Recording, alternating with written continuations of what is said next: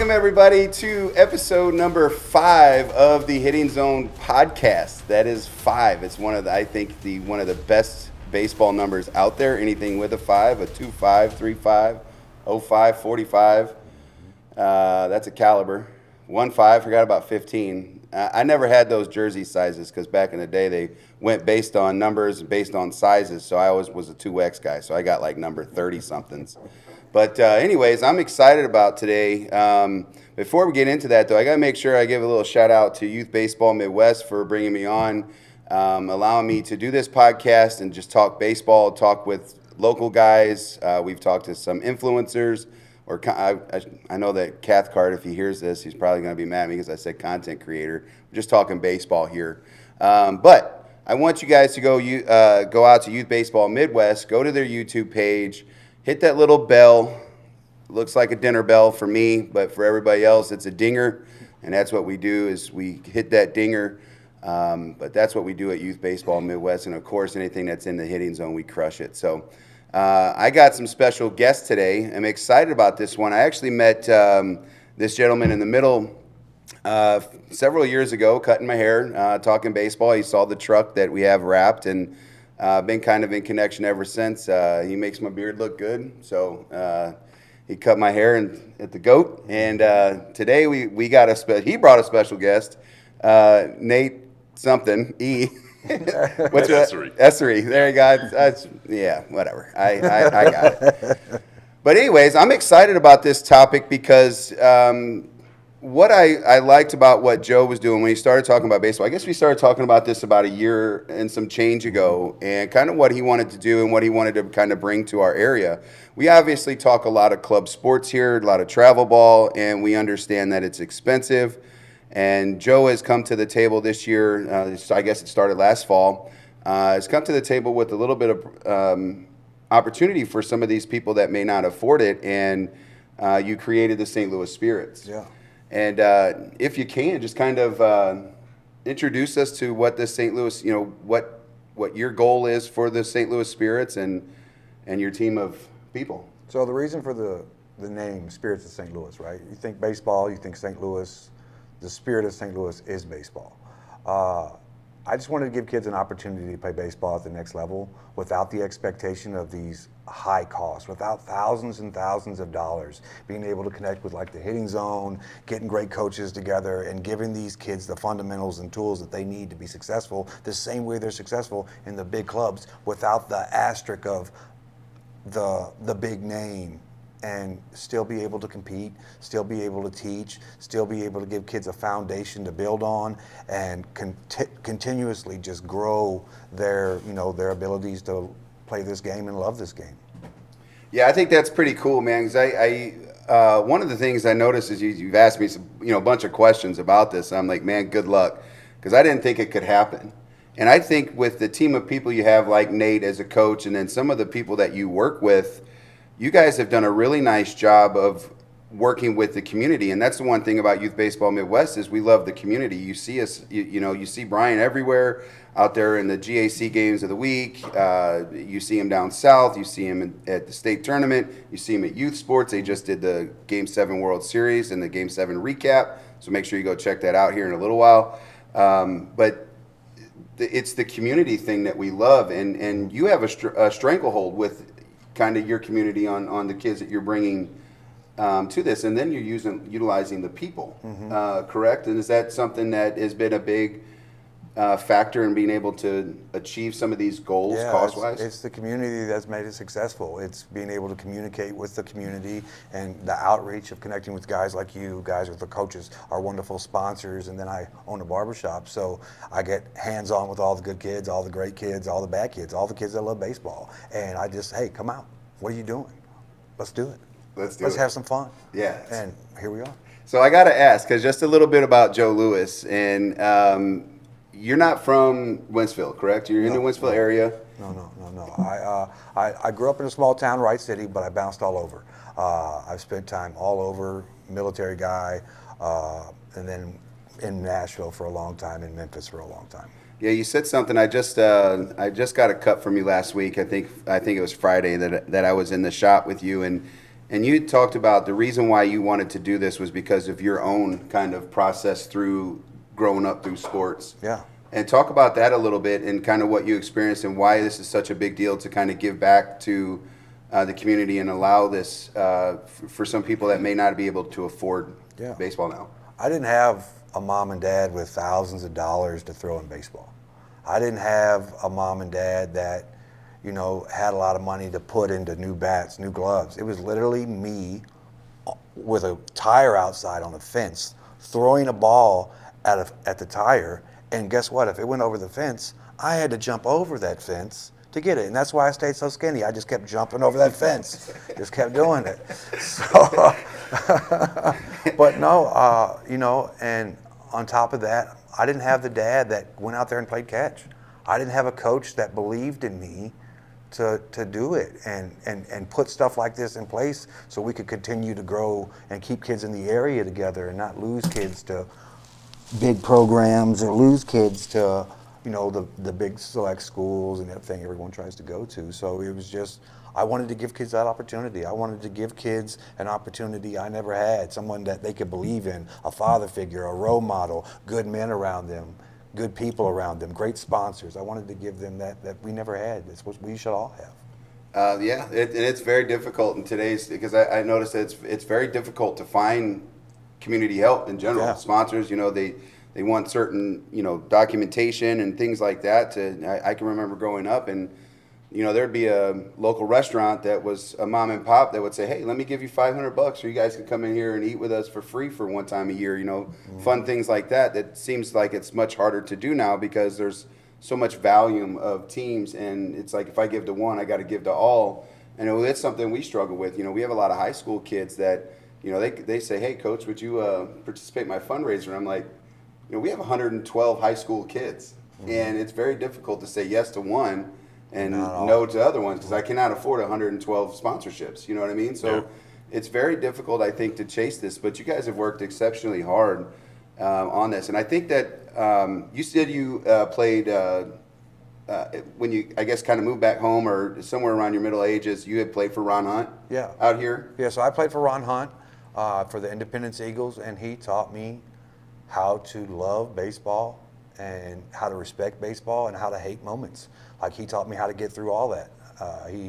He taught me how to give up. I remember he told me I could only throw fastballs, right? That's it. All you got is fastball. And I was getting rocked. I mean, some of them balls probably ain't landed yet. And I threw a curveball, struck a kid out. He pulled me off the field and said, hey, you're not playing for me. No more this weekend. What? We're in Jefferson City, Tennessee. We just got here. No, you're not. You gave up on your team. You gave up on your coach. You didn't believe in me. I was like, what? And it took all that time to realize now what he meant. And that's why I try to instill, minus who Ron Hunt was. Love it. Let's just be real. Yeah, so some people around here probably don't know who Ron is. Some of the younger groups probably don't. I do because he was a face out in this kind of that St. Charles County area. And, you know, he was a big deal back then. I think it was Jerry Daniels right away, you know, it's kind of in the St. Louis area. And Ron Hunt was out this way. And I know that some of the guys that I worked with, Casey and Ziggy, had kind of played with them. I think some of the older guys, because he was kind of a Winsvillian. I'm not sure if that's how you say that. But that's good stuff, man. I think about that all the time because I try to think about value and what I can bring to the table. And you're bringing value, right? You got this big guy over here, 6 foot something. What are you? 6'4". You're a massive young man with a fantastic beard. And I can see why you don't like working on mine. I'm all scraggly. This dude's beard's amazing with this.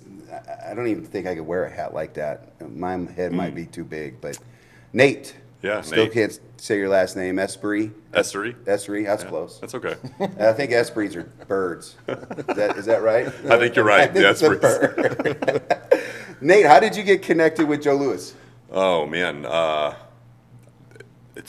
would say it's an odd interaction, but ultimately he's my barber, right? Cuts my hair, cuts my kids' hair.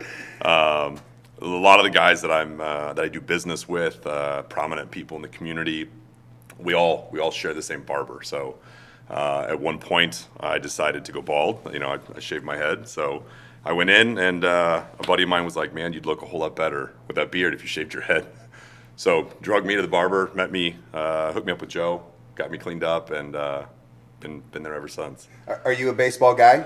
I am. Okay. I Tell am. us a little bit about your background then. Oh man, I would start by saying I played basketball in college, and I attempted to play baseball. But if any coach had ever said like, "Hey, you should focus on baseball," I would have probably gone somewhere. Who knows? Yeah, 6'4" is not a small fella, and when I think about basketball, I'm like 6'4" is a small fella. It's a small fella. It's like, Yeah, it's a little guy. Like it's so very different because you got 6'4", you got this presence. Like, were you like a first baseman, pitcher? Like, I mean, I'm thinking height, and so I'm thinking select positions. I played first base, but I was actually a catcher and a center fielder.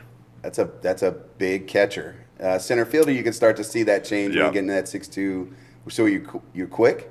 Yeah. Could run? Yeah. I ran track in high school. Yeah, I did not. I trotted. I did that thing that I hope you got on in front of me so I can hit the ball a long ways, and we both can jog home. But if I happen to hit the ball off the fence, you could at least score from first, and I was struggling trying to get to second. So I like to appreciate that. The baseball, what I've noticed about baseball, it doesn't have size. It doesn't have color. It doesn't discriminate against none of that. And it's just a bunch of people going out and trying to win ball games. And you need people that are fast. You need people that throw strikes, and you need to have people that can hit the baseball hard. And I'm not saying that any of us couldn't do that at one time, but given that, that's what I love about baseball. It's a team full of people. And what I noticed about what you kind of brought to the table today is a team full of people. And is that what kind of has led to this success and this little bit of a boom for the Spirts? I think it's just being honest with ourselves and actually caring about the kids and caring about this. And when you care about it, you refuse to take no. It's electric. You can just feel it. When I talk to you about baseball, I talk to someone who loves this game or talk to a kid who loves this game, you feel the passion. So it's authentic. So just being authentic, being honest, talking to those people, that's what's made this successful, is just actually trying.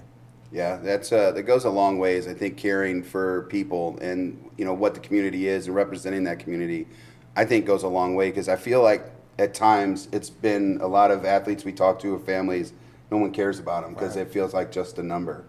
And how old are you, Nate? 39. 39, almost 40. 38. You're 38. You're youngins. I'm 44. Just turned that the other day. And what have you experienced that's different between like today's generation of athletes versus kind of we're same era when we played. What do you notice that some of the biggest hurdles are kind of coaching in today's generation versus maybe when you played, or expectations maybe? I think that the biggest difference is the kids aren't the same. The players aren't the same. They have more things at their fingertips that we didn't have. What our coach told us was what our coach told us and what we did. We didn't have YouTube to see 7,000 different ways to swing a bat or 7,000 different ways to throw a curveball or all this different things to pull your kids into trying. We had whatever our coach told us to do. We had to actually go to practice, actually learn, and stay on a script. Otherwise, you didn't play. So that's the difference today, is just the culture of baseball is different. Yeah, consistency was something that I felt we always had to have when we played, so we always practice. Yeah. What about for you? Is this your first year kind of getting back into coaching, or? No, I've coached rec ball in Wentzville, like St. Louis, and Wright City for, 10 years. I got 4 boys, so I've been coaching a lot of baseball. Yeah. All 4 of them played baseball at some point. 2 of them are still hot and heavy in it right now. Coached for another club team for a while, and then made the transition over to start coaching with Joe. And I think some of our values and how we approach coaching, how we approach development, and then really how we approach what the well-being of that kid is, really stood out to me. And I'll just tell you an example. Was Joe's the first coach I've ever coached with that was like pitch counting, and it didn't matter how good the game was going. He's like, all right, he's at 32 pitches, get another pitcher warmed up. I just saw a kid the other day pitch 110 pitches in one game, and I was like, what are we doing, guys? Like, this is, you can't keep doing this to these kids, right? Yeah. He's going to be having Tommy John surgery when he's 12. Yep, can't do that. Can't do that. So, a lot of our values aligned on it, but I would say the biggest thing that stands out to me now, coming from I grew up on a farm, and I did the same thing. I had a spray-painted box I pitched into. I had a tire swing that I hit my bat against, right? Like, things to get better. And now kids have too many distractions, and it's really hard to find the dog in the kid, You know, Joe and I talk about that a lot. We want to get that dog out of them and get them to fight and get them to go and want it. And now kids, they get distracted. They get lost in the video games. They get lost in, you know, what's going on. And we didn't have that when we were growing up, man. It was either like you're doing chores or you were watching TV or you were playing baseball. Those of us who love baseball, man, we just played baseball. As I say, we probably played more baseball because I always had the rabbit ears that I was trying to find channels. Yeah, there's nothing on TV. I wasn't poor by any means, but growing up, but we also weren't rich. We had, we had just enough to get to survive, and so I took a lot of value in that. So if I didn't care about having cable because we had a neighborhood full of kids that we could go down to the park and play with, and I was an only child, and so for me, I did kind of the same things.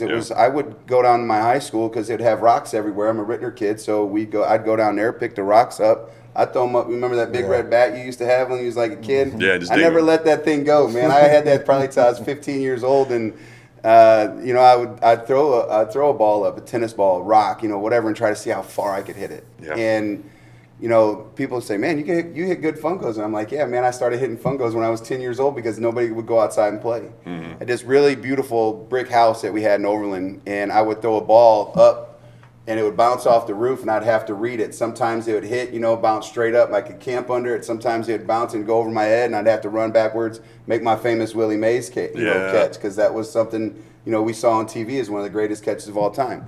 And so, it was using your imagination. And you don't have that because, like you said, you have so many distractions these days that you don't have to. And I'm trying to get my kids to understand, like just this past weekend, on Thursday, we had a game. We did not hit well. Couldn't hit for nothing. So I said on Saturday's games, I go, we're not hitting before the game. I don't want you thinking about hitting. I want you to imagine hitting. I want you to visualize hitting. And that's at the moment when it solidified my thought process. And this thing is way more mental nowadays than it is even a physical attribute. Because I think, physical problem. Because I look at today's kids and I'm like, man, these kids are way more athletic looking, than way more we in tune, played. right? Yeah, and I'm like that kid should be able to do this or that kid should be able to do that, and it's between the ears that they miss out. And I think that's I don't know how we get back to it, but other than being a quality coach and trying to make sure you have the right team and the right values that surround you. Because if you guys had different values, it probably wouldn't work. Right. And then the kid ultimately suffers. Yeah. Right. Yeah. So you got some coaches that I know. One of them is my buddy, Chris Weber. So Chris, if you get on this show, hopefully you remember that baseball that I hit off you at Sauget that went through the brick wall or the wood wall. He I think just got released and threw me a fastball, and I smacked it. Hit it off the wall, and by the time I hit first base, it was already at the second baseman. I hit it that hard, and after the game, he goes, "How'd you do that?" I said, "I don't know, man. I'm 0 for like 15 against you, dude. You threw me one cookie, and I happened to get it." And it's like, dude, it's what's funny about today. I'm like 1 for 12 against the guy with like 3 walks. You know what I mean? And it's like that's the only thing I can hang my hat on, and I'm proud about it. And I am trying to get players in today's generation to understand that when you face a kid that's like this, and Chris was good, left-handed power arm, and I was happy I got a hit off him. I'm happy I didn't go over. And here I got kids that have like a screaming line drive. They get caught and they want to have meltdowns. How do you guys control some of that with your group? And how do you relay that says, hey man, it's okay that's a loud out. That's a productive at bat. How do you get them out of that funk and stop feeling so down on themselves individually? It's because we don't allow it. It's just we don't allow it. Yeah. Like, it doesn't happen. Like, as soon as it happens, hey, come here. Let me talk to you it's right culture. now. Before you get in the dugout, before you walk all the way across that field with tears in your eyes and you're pouting, stop right now. Stop. We just don't allow it. We don't do that. Just like our kids, the strike zones, you know how umpires are. You got good ones, you got bad ones, you got who you got. But if they're calling strikes here and to your knees, where's the strike zone, kids? Well, it's here to no, it's from here to your knees. So come on, that's what we mean when we're telling you to pay attention, to watch the calls, to time your swing. And so we don't give them an opportunity to think that, because they got to start thinking about what they're doing now. What's next? Okay, I got to get my glove. I got to go out to the field. What am I going to do then? We just got to program them like that, so we don't have to worry about stuff like that. Yeah, I think I saw Joe do it to my own kid last night. He struck out on a kid that was a great pitcher. And my kid has a great batting average. I don't know, it's bats 600, 700 something. He's on base all the time. And goes up there, and this kid's throwing gas, and he's swinging at stuff he shouldn't be swinging at. And then we just kind of chirped him a little bit. And we're like, listen, like, you have to battle at that plate. This is what you train for. And then he went, I think, 6 fouls in a row. Mm-hmm. And then he strikes out, right? And then we brought it, he's head down, and we're like, bro, that was a great at bat. Yeah. You're wearing that arm out. That kid's not going to be able to do this all night. You're the only kid that fouled 6 pitches in a row. You just kept sending them. Mm-hmm. If nothing else, your timing was off, but you made him work. Yeah, that's a good at bat. 100%, and that's why you talk about like stats in general, and I always grew up and it was the sexy stats, right? It was like the batting averages, the RBIs, and all of these different things when you were growing up that said that's what made you this certain type of player. And I think about measurables in today's sport because I think that's what we like. And those measurables are things like quality at bats. You might have that at bat's probably 11, 12 pitches long. That's a QAB in mine, or a quab, if everybody likes to call it these days. To me, that shows that you can walk away from the game going, yep, I did a good job there. And it might not be for you. It might be for the guy behind you that might get a first pitch cookie that he gets a double on with 2 outs and a runner at second base, something like that. And when it happens, it gets exciting. The sacrifice bunt, giving yourself up for your teammates is something that people they get jacked about. It's not the same as hitting a triple, because I think the triple might be one of the most exciting plays in the game because the speed, it's always usually bang, bang. Very rarely is it, stand up, I can round third base kind of deal. But you hit a dinger, you got all kinds of celebrations for dingers. But when you come in from a sacrifice bunt, I'm watching guys come up to him and go, man, great job. And then when we score off that, it's like we wouldn't have been able to do that if you didn't get that bunt down.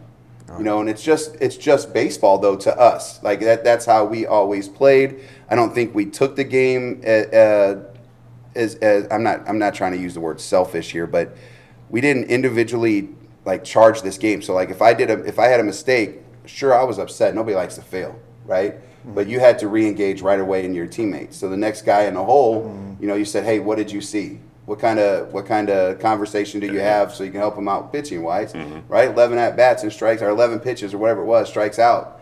The next guy up there, he's got his head down. He picks it up. And he's like, hey, his fastball's flat. Right. Picked up the first one. He's going to throw that first pitch strike. Yep. Yeah. That's IQ building too. Would you agree? Yeah, 100%. I think it's just we just did tryouts, and I told the kids, I don't care how many home runs you hit, don't care how many strikeouts you have. You're just going to go 1,000 miles an hour. And the biggest thing to me is communication. That's communication. Communication is one of the biggest part of the games. The kids have to be able to communicate so they can trust each other and build that team camaraderie to where we can build around things like that. I want my kids to be like, yeah, he threw a 2-seam and then he tried to go off speed, and his off speed is going to be your go pitch. Watch for it. Let's do communication. That's key. I don't think we have enough of that in general. Parent, player, coach, right. Coach amongst coaching staffs. And I'm going back to kind of the roots of the club. You won't send me a text. You'd be like, if you got a question and you want to ask it, you call me up. So to make sure there's no confusion. I'm going to go on a limb and say that's with everybody. I'll FaceTime I got a group chat right now with every coach in it. I believe transparency is key. I'm not going to tell him something that I didn't tell him because I want it to all be across the board. I want everyone to stand on the same foundation. And if you got something to say, positive, negative, whatever it is, just say it and everyone's on board, or everyone at least knows where you stand. Yeah, because at least if you do have some differences, you can at least communicate through that and you're not taking it personal. I think that's what I like about my coaching staff, is that we can be constructive in conversation and nobody takes it to the fact that you're picking on me kind of thing. Yeah. It's like, okay, well now I find a way to get better. And that's what I love about working with Brian, is there's always a solution. Mm-hmm. It's never just the problem. It's like, what can we do to find the solution? And that happens internally. Right. And so That's the big thing, man. I wanted to bring you on the show just to talk about the Spirits baseball and kind of what you're doing, and that there's folks out there that you can feel good about. You're not out there trying to, just take everybody's money to earn a living. You have your own job. Everybody has their own jobs, and they're doing this. Are you volunteering your time? Yes. Volunteering your time? Yep. You don't see that often. I don't volunteer my time. I don't have a kid on the team. It's just, I do it because I love baseball. I do it because I love kids. And like I said, I want to give back what I didn't have. And I don't want 7,000 clubs, and I don't know who my kids are. And we got teams all over. None of them are nationally ranked. But all we're focused on is just building more clubs. I don't want to be that dude. I don't want to be that team. I don't want to be that organization. I want well-rounded people that I can trust to do the right thing by these kids, and development's key. I don't care about winning. I don't care about losses. I care about development. My job is to get them to high school. That's it. Because there's that gap where kids stop playing rec ball right now at 11, 12U, and then they get to high school at 14 and 15 years old, and they haven't played baseball for 3 years, 2 years. And then there's that gap. So the only kids that really shine are the kids that have been playing or who can financially make it possible. So having the Spirits where they can come play and continue to grow, those kids now have legs to stand on when they get to high school. Yeah, I dig that, man. I really enjoyed this. I will tell you this much, and I'm sure that you can attest for this too, is I got my hair cut the other day, and we were talking baseball, and I'm telling you, he's had a smile on his face, ear to ear, as wide as the mirror. Loved every bit of it. Makes me smile because there's passion, and that's why I wanted to bring you on. Is just I wanted you to share that passion, kind of talk about that process, and I'm excited to have you on. I know that you got to get going for the day, and I obviously I have an attachment to the journey because I get to see you guys train. I get to see the time that you put in. I get to see the buy-in from the parents. I get to see the buy-in from the coaches. And it's exciting to see, and I can't wait to see how you kind of develop. And one of the things that I'm trying to do is I'm trying to learn from you too. Is like I don't want to just say just because I'm I guess a bigger club or a bigger organization or however you want to classify my group, because we're small too, and we try to bring those same values. But I'm still that big kind of club feel, if you will. The pricing is not cheap. It's expensive. To kind of play for me. And I try to learn from you too. And I think that just having those conversations and sharing passions can lead to success. And I don't think that I think I'd be dumb if I wouldn't listen to other people and, try to, take something from my experiences with you guys. And that's kind of what I wanted to bring you on this show for. It's a little bit different than some of the other things. So most of the time we kind of talk about some of the, hitting or, different things like that, but just the values, the culture that you guys were trying to set with St. Louis Spirits, and then get you a little bit of love. Right. I appreciate it. Out there. But I'm looking for a little bit of love from the GOAT. You know what I mean? Got you. I need a sponsor for the show. Hey. I'm putting you right now. I'm putting you on the spot. Just kidding. Hey. Don't answer that at all. Don't answer that at all. I'm sure we do need some help though. So if you can find some of those bosses to help get some more coaches like you on the show and share that passion with you. Nate, did you have any older kids, or are they all like younger, 10, 11, 12, 13, 14s? 4 to 13 is the range of my boys. 4 to 13. And so your older kids, are they still involved in baseball or just the younger ones? No, it's the two middle ones that both play heavily right now. Gotcha. Yeah, the 13-year-old plays a lot of soccer. He's skinny, short, fast. He played baseball a little bit, but he was like, man, I'm good on a ball. I'm quick. Yeah, my dad told me. You got to make that change if you want it, man. He put me in indoor soccer. I played for the St. Louis Steamers, if you guys remember the old Steamers Club, right? And by like the third game, he's like, yeah, you're done, buddy. Your face is beat red. This isn't for you. I'm out of shape. And he's like, I was as wide as the goal, was the goalpost. And so he's like, yeah, you guys, you're going to be goalie. And I'd make 1 or 2 saves, and then they would look at me and all rosy cheeks, and like soccer wasn't for me. And so I went into trying to play football and basketball, actually. And there's no 6 foot, 260 pounders that should ever be on a basketball court. So I couldn't jump. The only thing I could do was box out. So I wish I had some of your height. I'd have liked to have been a little bit taller with the weight that I had, but I think I could have hit the baseball a little further. Yeah. But they always make fun of me, man. I played baseball heavy, and that's again what I like about it. How tall are you? 6 foot. 6'4". I'm 6 foot. Well, the doctor said I was 5'11" the other day, and but I'm round. You're not. You're not. Both the guys are in shape, and I feel like we could get on a baseball field and communicate. What you got back to earlier is communication. It's key, right? And I'm rounding though. You're rounding. I'm starting. I'm rounding. Building into that shape. Yeah. Well, coaching will make you less round during the summertime. Side profile's a whole different person. That's fair. That's why you always just stay square. It looks good. I look buff when I got square shoulders, so I like that. Maybe I shouldn't stay this way. Drew, should I face the camera this way? Do I look better? There's no helping you. There's no helping me. Okay. Thanks, Drew. That's our crack engineer, as Brian would say. But anyways, Nate, Joe, thank you for hopping on the show, and I know that you got to leave here soon. Thanks, man. It's nice to meet you. Yeah, absolutely. I hope to get to see you more. Will he be at the zone a little bit so we can see? I do like that because you guys have a coaching staff. It's not 2 dudes coaching. It is a staff. Yeah, we have. We got 6 coaches. We have Yeah. 7. 7. Wait. Yeah, we have. Aiden Green. We have Green. Me, We have you, Green. Nut, Ebert, Me, you, Weber. We Nut, got 7. Weber. Yeah, 7 coaches. But we wanted. So that's what's great about it. We don't step on each other's toes, and we all communicate and we say, hey, I learned from this. We have guys that played professional baseball, guys that played college baseball, guys that just like baseball, and we have all these different groups of guys, and we all come together, and it works. It works. Where can our fans follow you? Right now we have our own Facebook group. It's called the Spirits of St. Louis. You can type that in. It'll be the ones that have, I think we got 102 followers right now. It's a private page, and the reason it's a private page is just because we like to keep everything closed. We don't want to expose ourselves to a lot of any kind of craziness that the internet provides. So yeah, you can find us on Spirits of St. Louis, or you can just see one of these great shirts that you're going to be seeing all over town and ask somebody where to go. Where do I sign up? Well, I like that. Well, that's how you follow them. How you can follow us is, again, go to Youth Baseball Midwest on YouTube. And I think all the socials, you can like, follow, share, whatever those things are, and find out watch more great information like this from Coach and Coach Joe and Coach Nate. And then ultimately, again, follow us so that you can get notifications of when we have guests on like these two. It's a great opportunity, I think, to share just amongst, the community. And that's why, again, I asked you to come on the show, was to share that. We want you to engage in the community. So if there's something that you guys out there you want to watch, you want to see, you want to talk about, it's tryout season. So you want to talk about tryouts and the experiences of them. I don't like them.